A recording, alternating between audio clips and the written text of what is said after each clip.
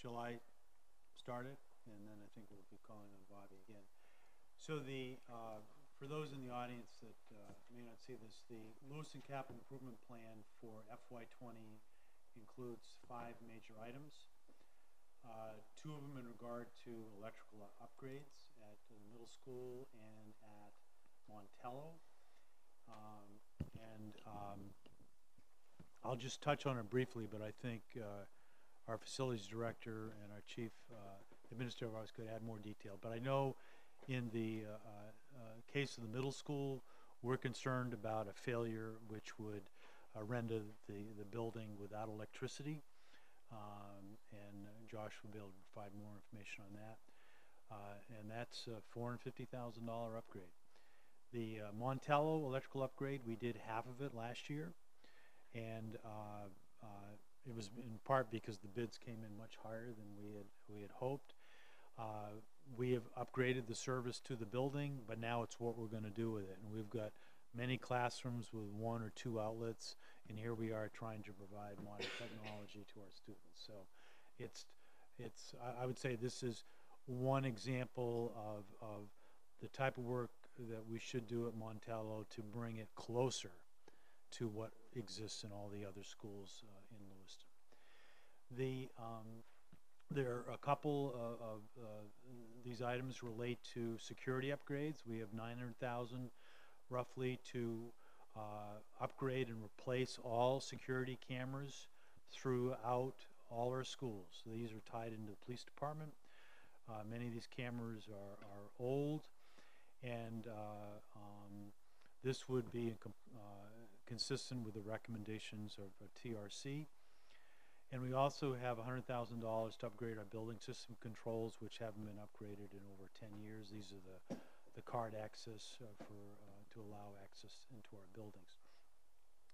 And then the final item, which impacts FY20 to the tune of $800,000, but impacts the following year over about $12.6 million, is the proposed LHS classroom wing.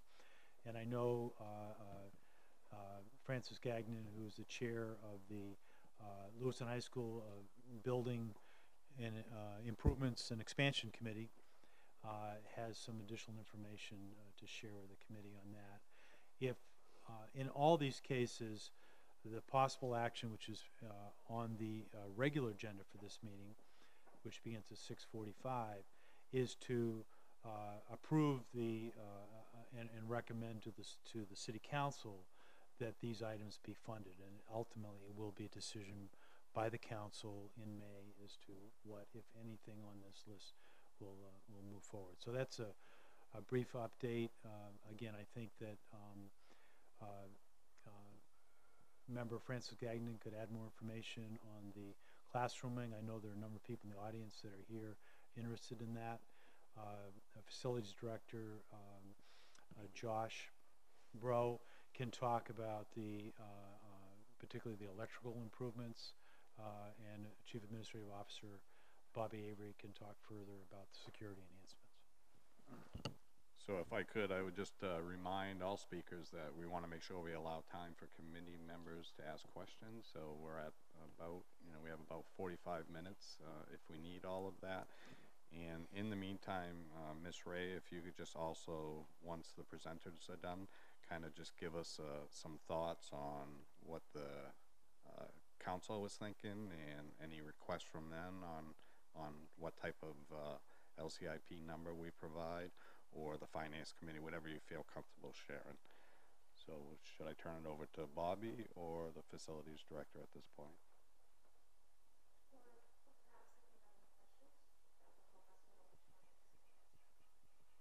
Okay. I would ask for a quick 5-minute presentation by both of you so the public's aware of, and then we can go from there. Thank you.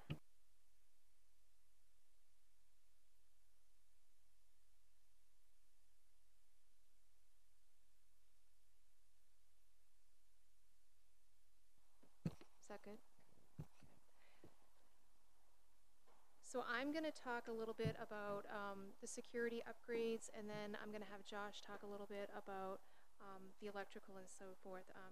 So We have, as a request for the LCIP process, much like Bill said, roughly $900,000 for district-wide security camera upgrades. I just would like to say that we had hired a consultant named TRC to come in, and they did a formal assessment of every one of our buildings, and they looked at not only security cameras but everything to determine what our risks might be. They provided a report based on each one of our buildings. They are protected by law, which means that they are not subject to the Freedom of Information Act due to the nature of what they are. They're about risk assessments. And so one of the requests or recommendations was we have aging, very aging security cameras. As Bill said, 8 to 14 years old. And so I would highly recommend that we very much consider making sure that these are purchased. Roughly on any given day, roughly 1/3 of our cameras are not working, which leaves us pretty vulnerable in our buildings. The other request that we have is our building access control systems, and as most of you know, we already have those here in our district. However, they're very outdated, and so another recommendation was from TRC was to update those as well. And that is all that I have for school safety and security. Do you want to discuss the mechanical stuff?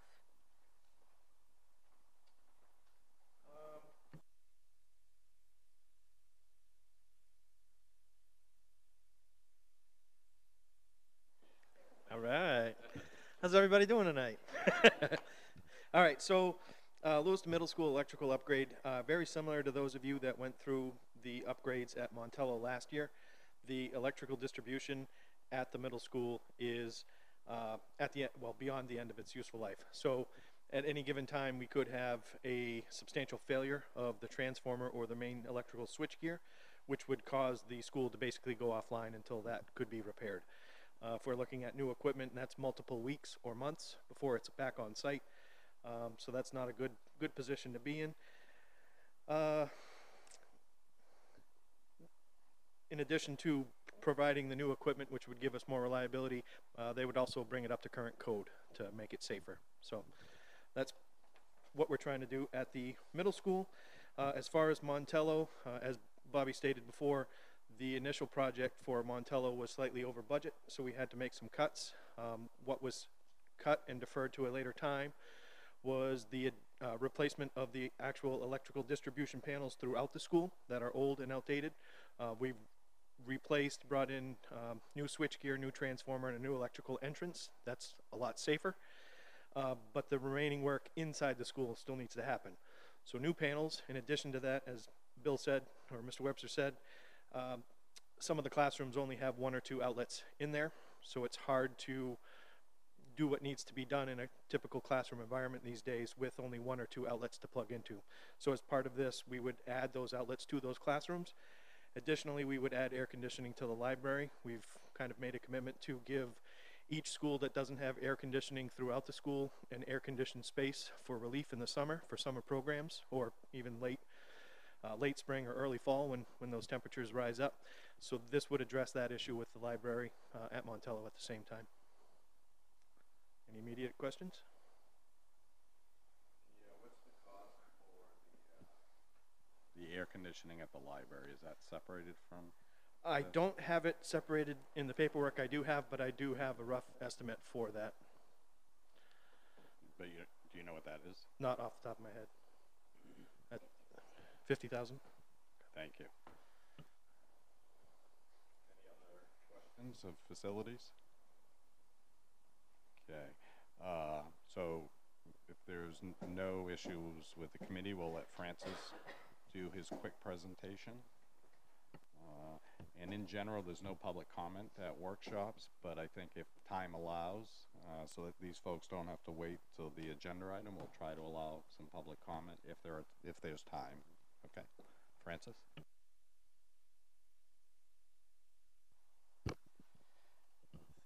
Thank you, and yes, so thank you for everybody who's in the audience. Majority of everybody here, a good portion of everybody who's here is on the committee or involved with the arts at the high school. So I appreciate you being here.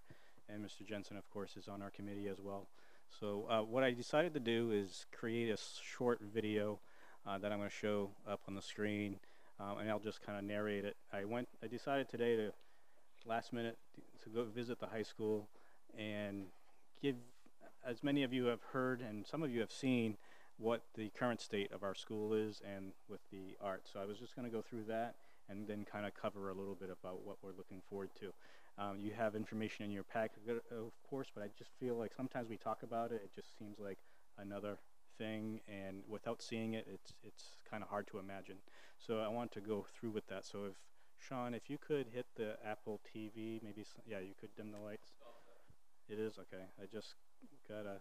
It's on my phone here. I just gotta go to it. Oops, that's not it. Apple TV. Oh, I need to be on the internet too, right? Okay. So let's see.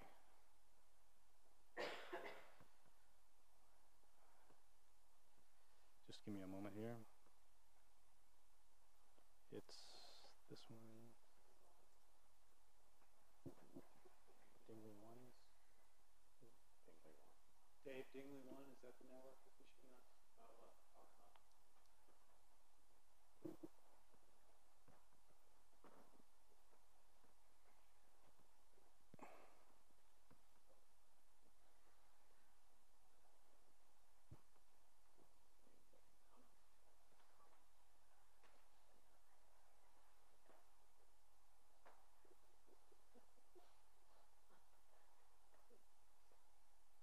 She's in pain. You're making her in pain. Thank you.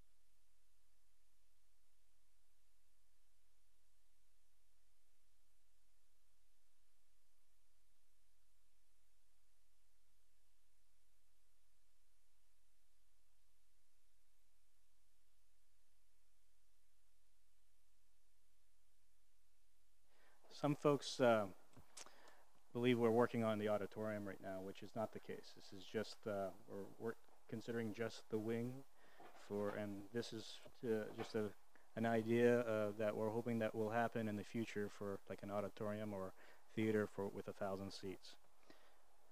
Let this play.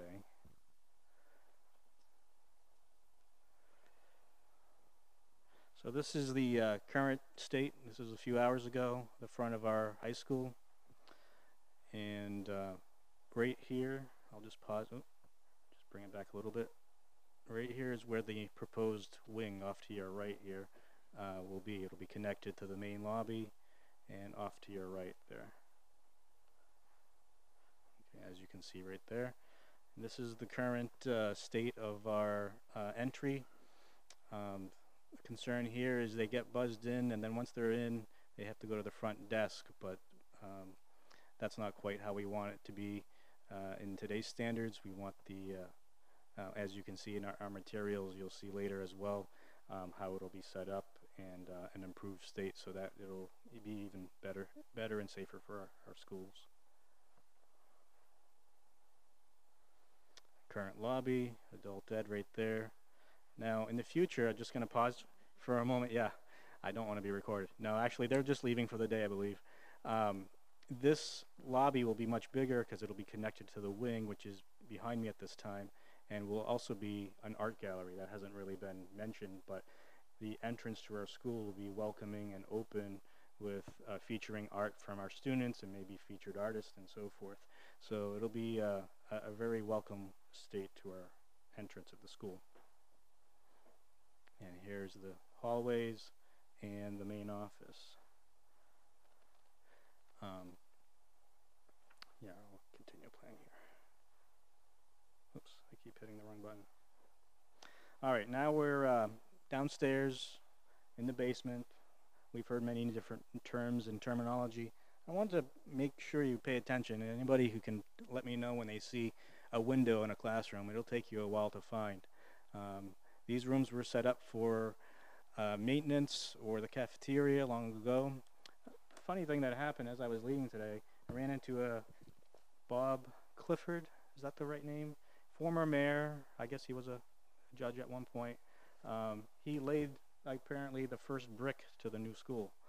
So it was funny to have run into him this afternoon.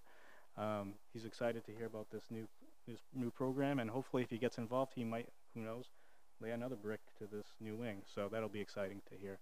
But I feel like things happen for a reason. Maybe this has happened as well. So this is the current one of the choir rooms or band rooms. In order to, for anybody who is handicapped, you have to go through this room because it has a ramp at the other end. So regular students are asked to go down a stairwell, but if you have any type of crutch or wheelchair or anything, you have to go through this room even during class most of the time because you're not moving as quickly as the other students, and so you're required to go through this classroom. And no windows, by the way.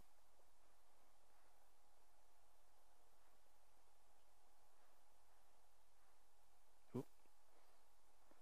What happened here? I got knocked off here. Can you help me out here? Let's see.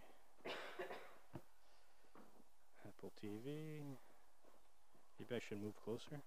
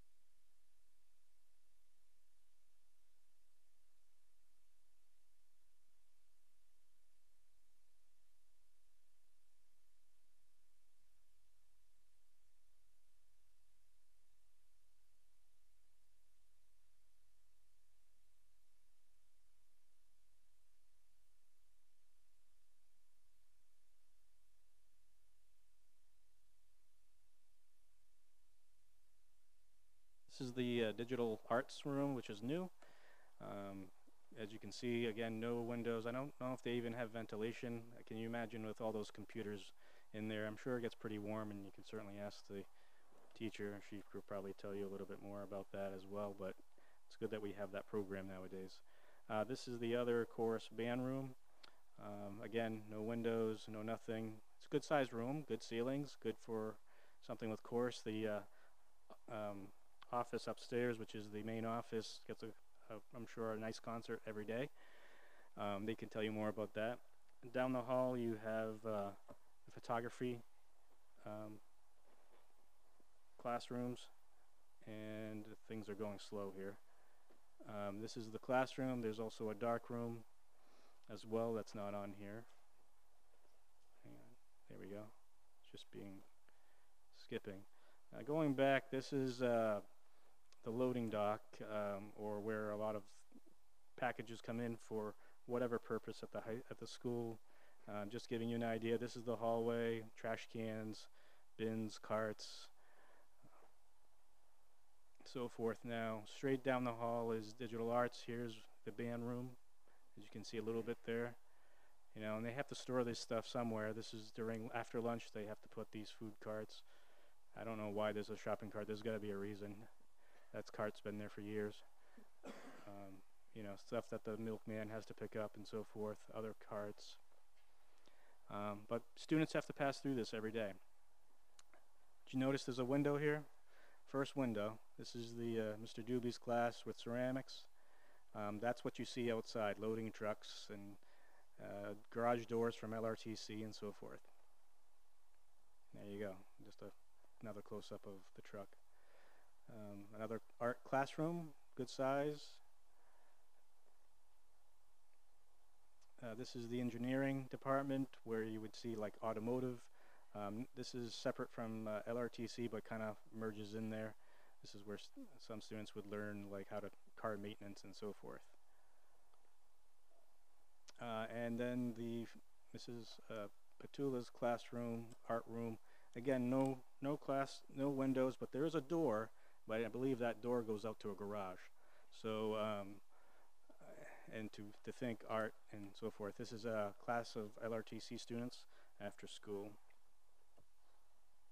And that's right next to the fitness center, so it's lovely. That door opens and closes and clambers and so forth. Girls' locker room because it's right next to the gym. And this is, you know, as you have. No. But this is the face, what the new face of the high school would look like. So it would give, as Mr. Webster has said many times, the high school is built very well. Giving the front entrance to our school a new face would be a welcome addition to our community and everybody else. As you can see, the landscaping, the windows would certainly make it look like a brand new school, not just a wing itself. Just to give you a quick overview here.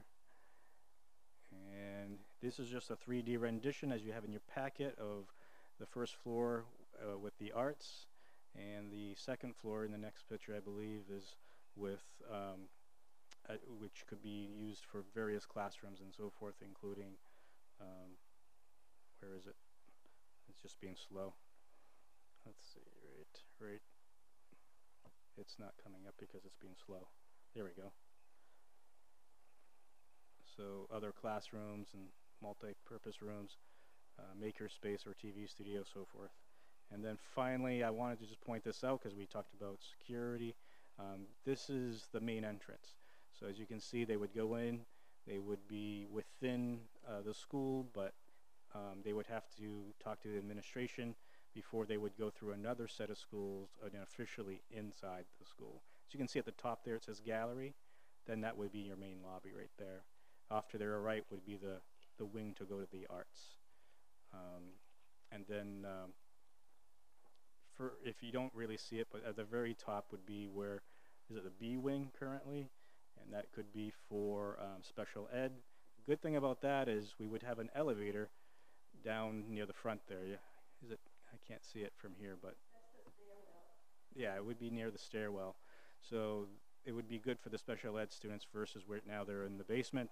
They have to take the elevator upstairs. I mean, and that elevator was made for our services, like lunchroom and so forth. So it wasn't really set up at the time for students or staff.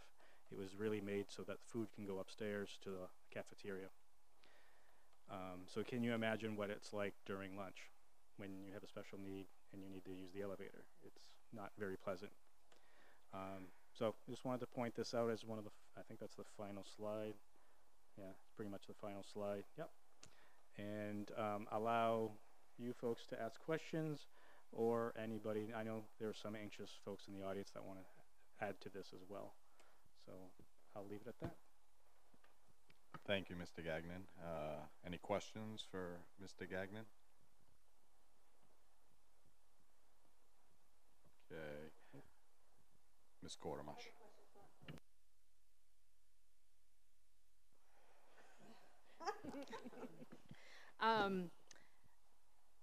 Does the fire marshal ever take issue with the condition of those halls downstairs and all the clutter and the... I mean, it's very obvious by the video that Francis just put up there that it's not a clear egress there for those students.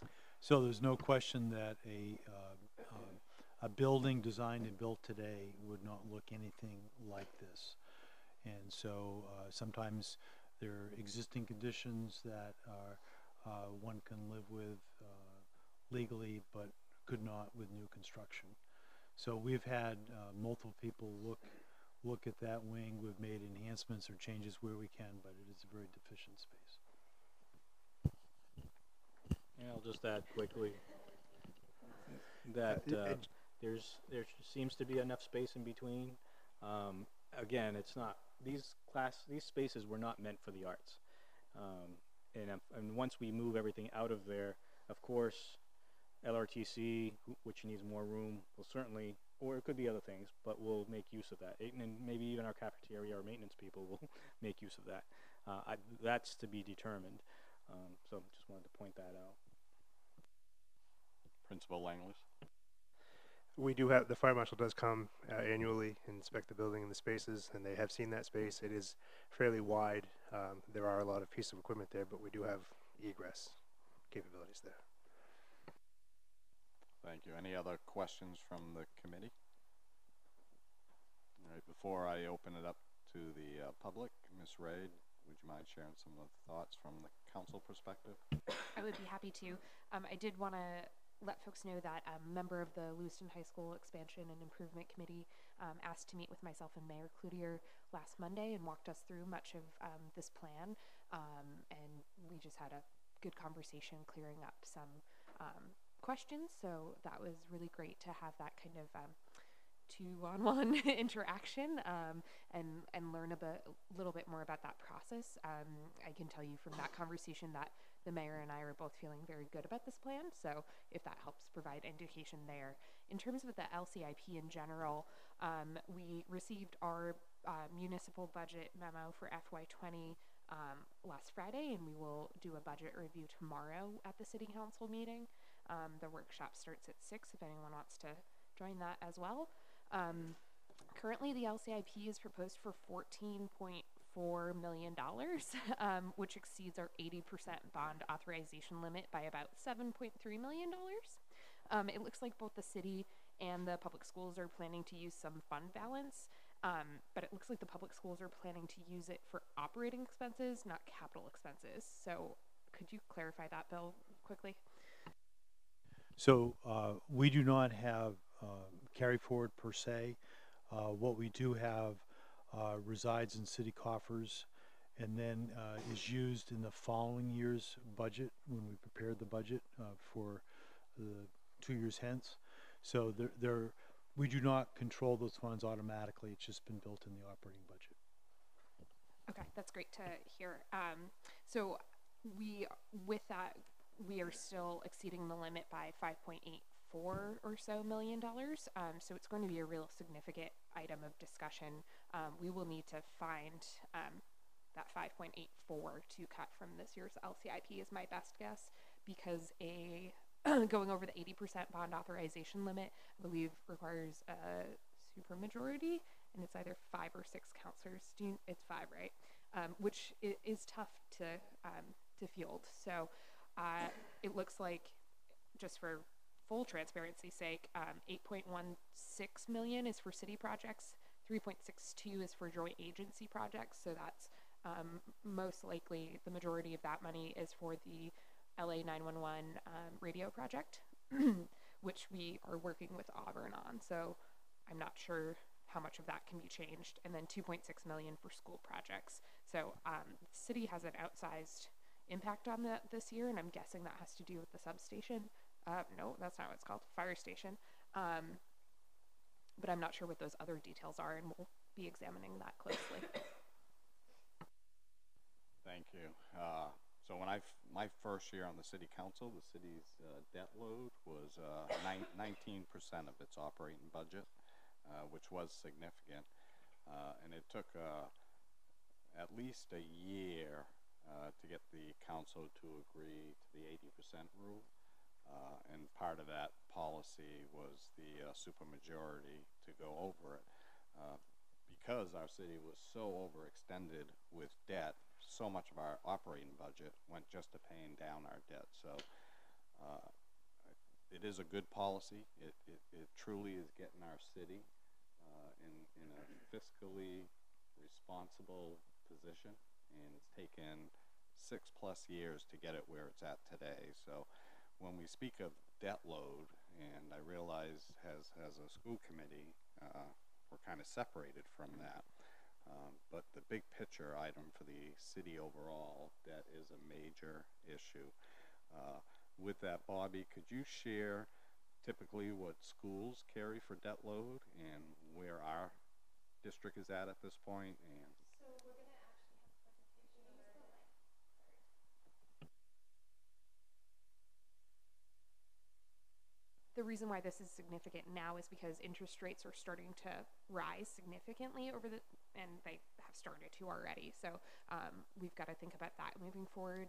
I'd say Heather Hunter, the city finance director, is really keenly aware of those patterns and what direction they're heading in. So that's why it feels like at this moment is where we might need to stay below. and it almost sounded like you said you were going to present at the agenda item. Okay, thank you. With that, I'd like to turn it over to anyone in the public that would like to make a statement. Ms. Parody. My voice isn't loud. About health and safety, and what Francis didn't show you is our life skills class is down in the basement also. The life skills class, if you don't know what it is special ed class with severely disabled students that are in wheelchairs, have one-on-one aids. Let me tell you what happened when I was, again, it shows we need the elevator, again, for health and safety.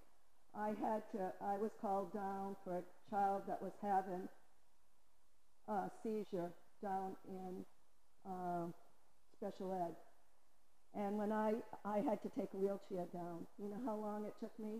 5 minutes to get down there because I had to wait for the elevator to get the wheelchair down there.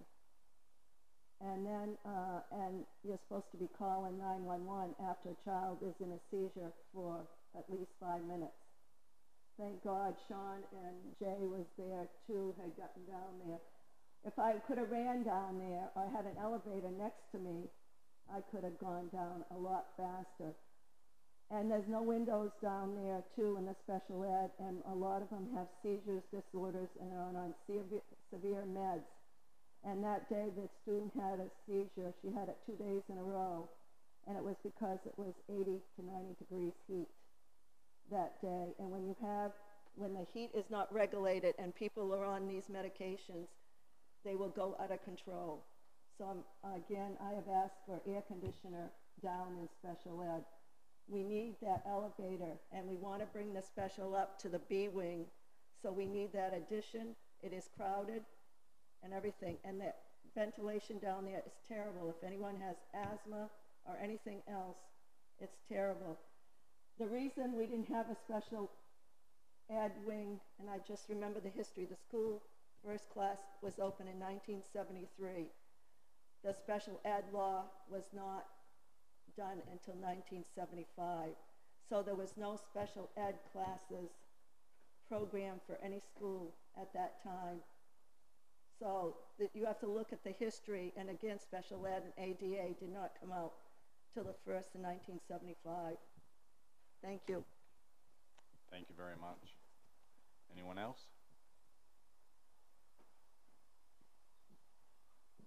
And if we could, just a reminder, if you could state your name and if you're a resident of the city of Lewiston, please.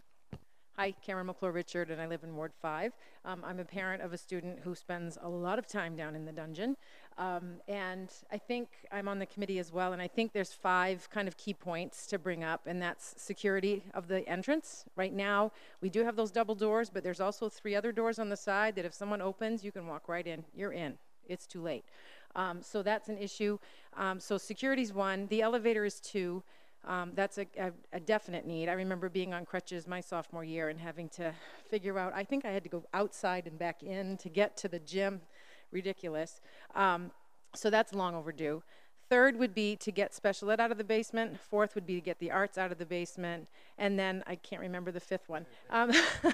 There's so many reasons why this needs to happen, but I think it's also really important to think about the cost now. It's already inflated quite a bit from when we started this process just a year and a half ago. So we're trying to be really fiscally minded in the sense that we know the cost of construction is just going up and up and up for many different reasons. Look at the phase 1 parking lot and what happened to that inflation just within the short time we went from making a plan to going to bid. So, you know, this building is almost 50 years old. And doing this now would put us in a position to make it last another 50 years, hopefully, instead of having to build yet another high school, which, you know, we're watching that happen across the river. It's very, very expensive. So I think, you know, it's just really important to think about the long term and what it's going to do for students as far as having appropriate space. And teachers. We have so many teachers on carts, which is just unacceptable. So many reasons, not just the arts, but it impacts a lot of people. So thanks. Thank you. Anyone else? Yes, sir. Hi, my name's Jim Parakilis. I live in Lewiston. I'm the chair of the board of LA Arts. I taught music in this city for 40 years almost. My kids studied music and art in the basement of the high school. And I want to thank Mr. Gagnon for his presentation. I think that's very helpful. I hope the City Council will see that. When you plan space for teaching music and art, it's obvious that for art you need to think about light, and for music you need to think about sound, and you need rooms that are designed exactly for those causes. But actually, you need to think about light and sound and ventilation for both art and music teaching, and especially for the attention of the students. To be in a windowless room and trying to make music come to life is a hopeless task. To be in making either music or art in a place that has boiler sounds and the other stuff that I've heard down in that basement is so discouraging for the teachers and the students both. So it's been a very long time that the children of Lewiston have put up with this space and with the message that it sends to them about how important the study of music and art is. And I think this is an opportunity to send a really different message. So thank you. Thank you, sir. Anyone else?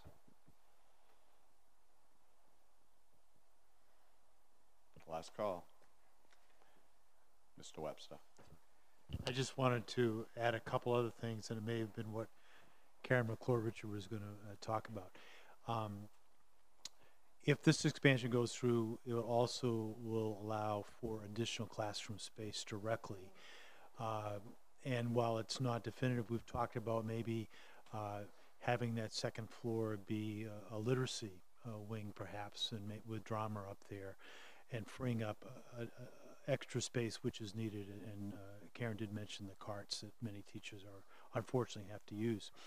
The other thing I wanted to mention, and those that were part of the facilities committee work last fall would recall that we were considering possible uses of Martell Elementary School before it came to the board.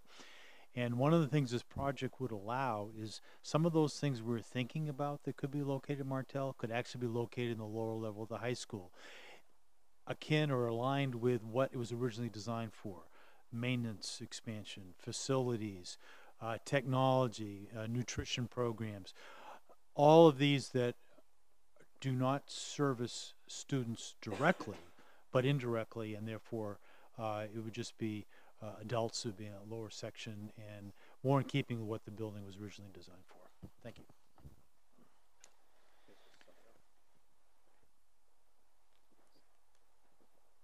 Mr. Langlis.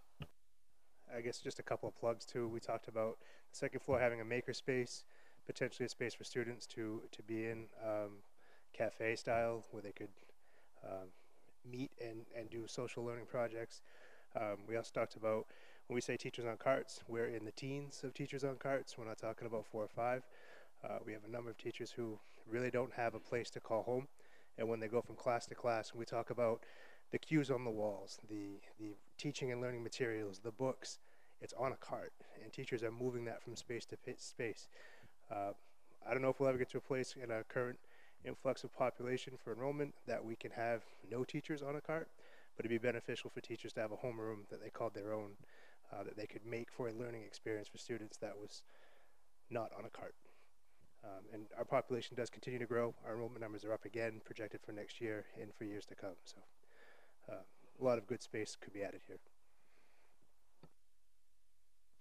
Thank you. Yes, ma'am.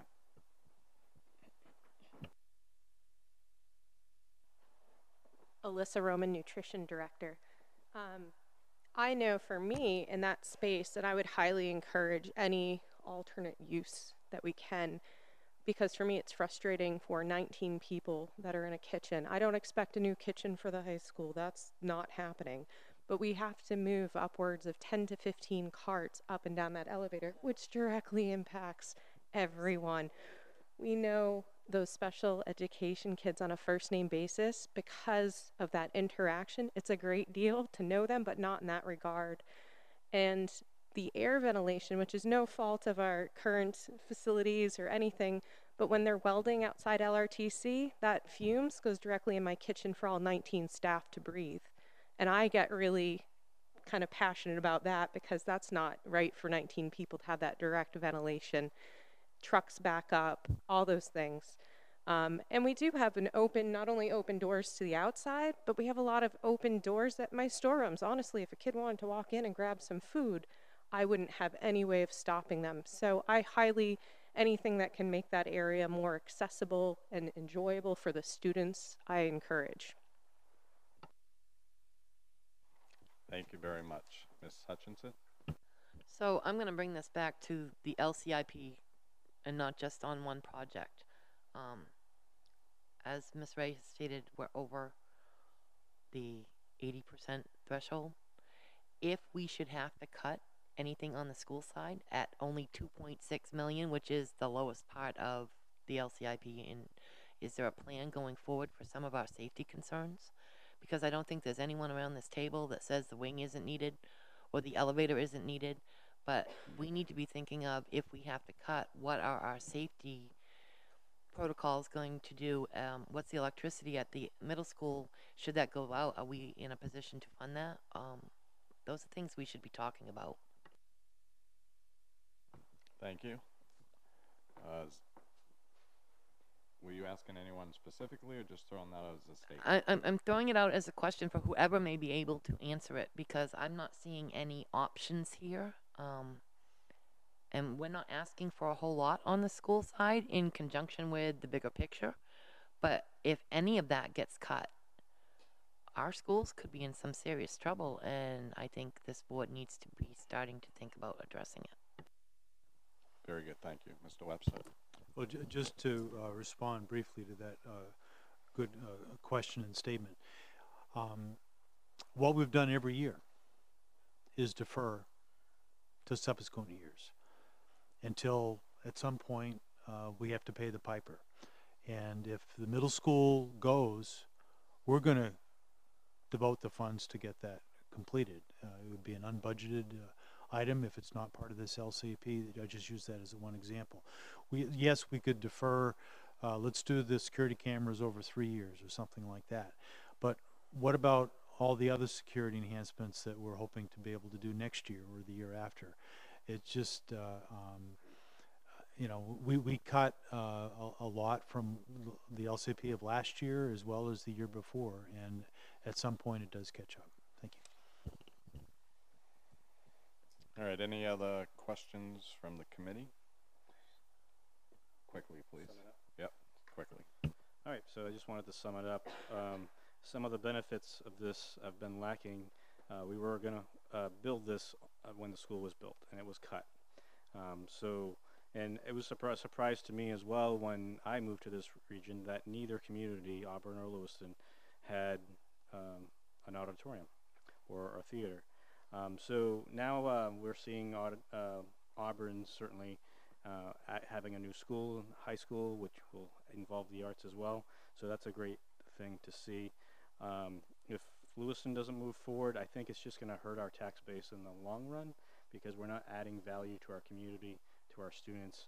And when people look at moving to a region like this, when a big chunk is not involved in our education, and I'm not saying anything wrong with our educators, I'm just saying when people look at moving here and they want their students, their kids to go to our school, that's something they see.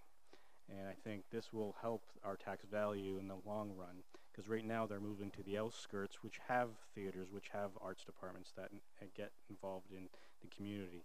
And this will certainly add to our community in the sense that those students will stay in this community as well and work within the community in other aspects of the arts. This is certainly a way of growth. And it unfortunately was cut 50 years, almost 50 years ago, and deferred up to this point. So we're just asking that City Council move it to a referendum and allow the residents of the city to vote on this and to see if we pass it through. Now, we could certainly defer it again and again down the road and just kick the ball down the road. But again, we just found out from our architects that we're saving $1.1 million, which is great. But if it comes back in a few more years, you know that $1.1 million is going to be added to the construction cost. So we feel that it's just going to add value to everybody in this community if we just move ahead now, because further down the road, we're hoping to get that auditorium. We're not even talking about that right now. We're just trying to take care of a big population in our school district and our community. So I just wanted to finalize with that. So thank you very much. Thank you. And to the public, I recognize that for the workshop, I called last call, but once we get to that agenda item, if something comes up that the public wants to bring up, you'll have that opportunity. So thank you. Does any committee member wish a quick recess before we go to the regular meeting? So let's just take a 5-minute recess and then we'll go into our regular business meeting.